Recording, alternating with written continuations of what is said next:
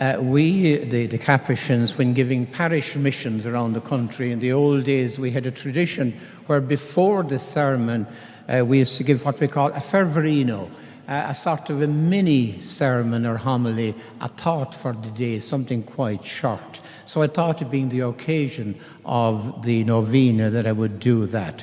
So the thought or theme, this is just about 2 minutes or so, is on kindness.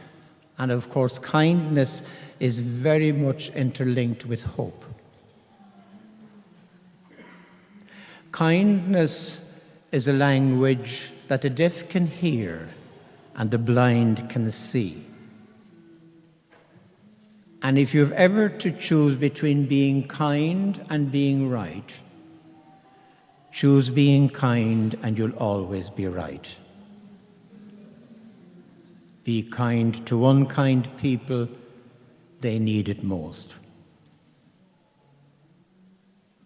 Everyone you meet today, you can take it, will be fighting a battle no one knows about, so be kind. One single kind word can change a person's entire life, and one act of kindness each day of the year may change the lives of 365 people.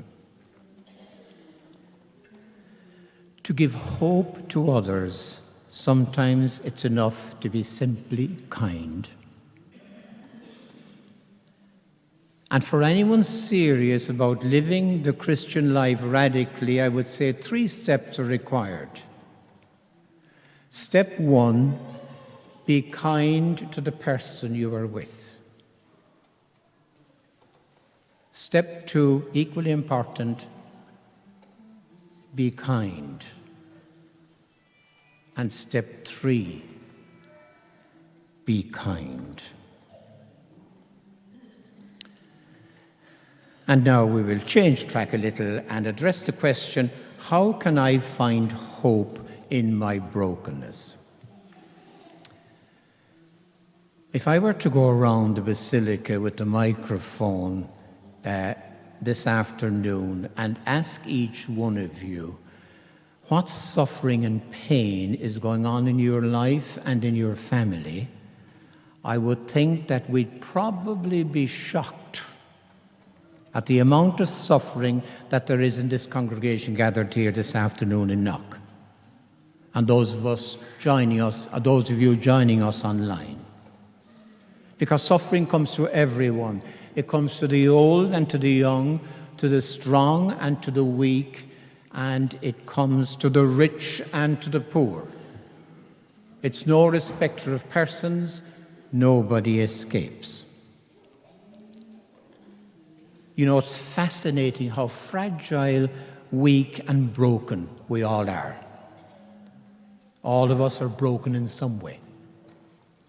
And some people, particularly, have very heavy crosses to carry, such as, for example, poor health, depression, one of the heaviest crosses of all, panic attacks, family tragedies, suicide in the family, addiction, broken relationships, broken homes, broken hearts, parents and grandparents worrying about their children giving up the practice of the faith. And then there is that tiniest particle we call the coronavirus that has brought the entire world to its knees. And added to that, there is the war, which is, as we all know, sheer, unadulterated evil. The list is endless. So how can I have hope in my brokenness? How can I have hope in the darkness and in the depression and in the gloom all around me? And the answer, I would say for us believers, it's faith. But importantly, faith in God's personal love for each one of us. For us people of faith, God is the ultimate answer. And I would say in this context, the kind of image we have of God is crucial. So who is the God that you believe in? What kind of image do you have of God? Now, for us, the older generation, we were brought up with an image of God that was frightening, a God who was ready to pounce or to condemn us for any kind of misdemeanor. God was to be dreaded and feared. But to have a proper image of God, the place to go is to the Bible, where God is revealed as love. Just 3 words: God is love. It's his actual nature. It's his nature. Now, we know that in our heads, we've often heard it, but we need to feel it in our hearts. And the challenge is to swallow that truth that God loves you as you are, and to let it sink into your bloodstream, into the very marrow of your bones.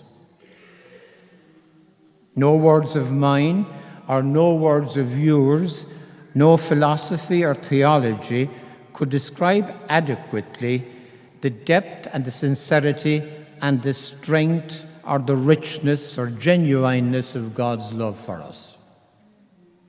There's not a word in the English language, or in fact, there's not a word in any language that could adequately describe God's love for you. God loves each one of us as we are, warts and all, with no strings attached.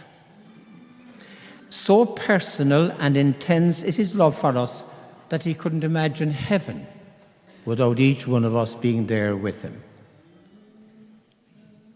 I'll now ask you briefly to engage in a little act of the imagination. And if you could, in your imagination, if you could just picture this scene, that you are dead and you're in heaven. And think now, you're dead, you're in heaven. Think now of the person in this world that you love most of all. Might be a father, mother, husband, wife. Who is the person or persons you love most of all? And just imagine the scene that that person is still alive. And then the Lord comes to you in heaven and says, your friend that you love most of all has died, and your friend is at the pearly gates, and now I'm going to leave judgment to you. So you are the one that will decide whether this person you love will spend the rest of their lives in heaven. What do you do? I know what I would do, and I think I know what you would do. Now, that love that you have for that person is only a tiny inkling of what God's love is. So as we look to the future, we have every reason to be full of confidence and to be full of hope, us believers. His enormous love for us, it's beyond our wildest dreams, it's beyond our imagining. It's mind-boggling, and that's the good news. If you really realize how much God loves you, you'd break down in tears of joy. God always loves you. God always forgives. And God is always with you. God always loves you. God always forgives. And God is always with you. And with God on our side, who can be against us? And God is on our side. And that's the good news. And in a nutshell, that's what gives us hope in our pain, in our suffering, and in our brokenness. I am convinced that we are destined for greater things. I am convinced that we are destined for heaven. That gives me hope.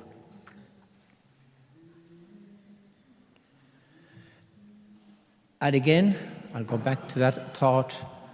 In all of this, and in our faith in the God who loves us, the kind of image we have of God is crucial. Alan was the name of an orphan boy.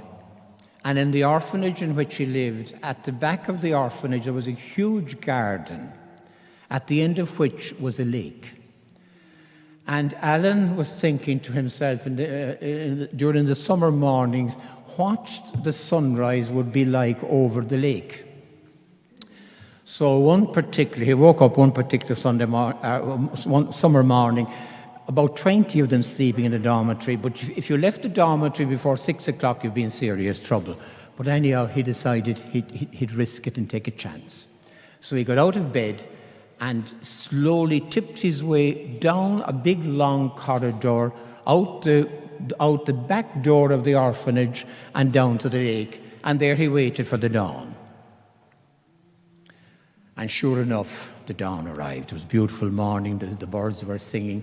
And as the sun rose, it was glistening over the water, all kinds of gold, silver and gold. He was totally wrapped up in this scene when it just struck him that he was going to be late back and he was going to be in trouble. So before heading back to the orphanage, he turned to the lake and he addressed the lake and he said, "I'm late. I'm going to be in trouble and I'm going to be punished, but I don't care because I know something now. I know that the God of the lake is greater than the God of the orphanage. The God of the lake is greater than the God of the orphanage." Who is the God you believe in? The God of the lake or the God of the orphanage?